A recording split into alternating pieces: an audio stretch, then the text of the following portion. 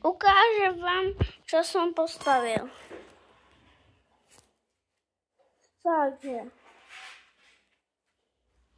toto je vchod, to tam môžu takto prísť, tu si niečo naložia, aké veci potrebujú, tu takto odídu.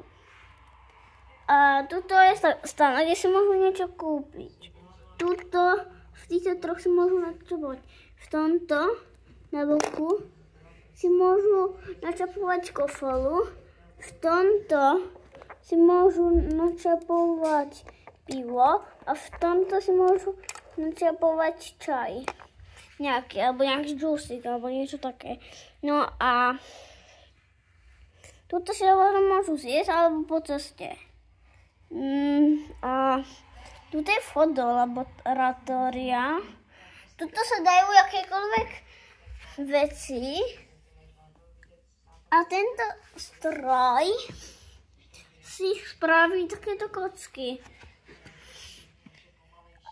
No a tie potom a to sú vlastne stojančeky, na ktoré potom dávajú tieto veci, aby ich mali furt dosť.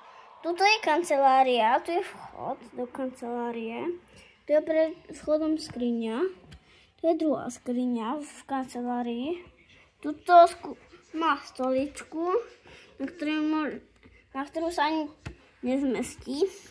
Potom tuto skúma túto vec a túto vec. Tieto dve veci skúma. No a tuto má toto čierne obrazovku. Tuto dole má akože taký obrázok oko. Toto je, ten tu pracuje, tu takto má okná, aby videl. A tuto má takú poličku a tu čo si môžeš dať. A to sa mu tam rozdrví a padne to sem. A keď tie auta odhentiaľ idú takto sem, takto hore, tak tuto prejdú z túto bránu a tu ich môžu opraviť. A tuto takto dávajú na radie. Takto, tu je zadok, tu je predok. Tu je rádio, tu sú okná 3. Tuto sú ďalšie okná. A to je celé. A tuto je takýto nájazd. Tuto sa takto môže ísť.